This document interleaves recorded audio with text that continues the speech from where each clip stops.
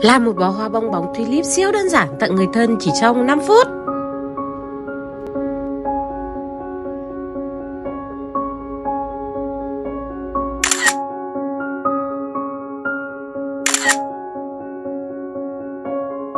Chúng ta cùng bắt đầu thôi.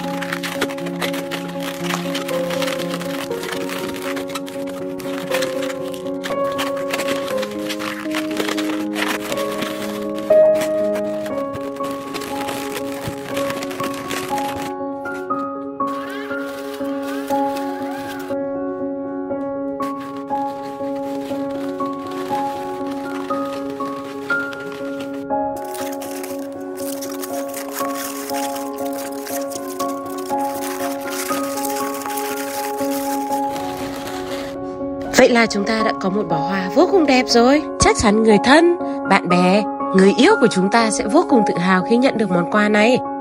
Nhớ thử nhá!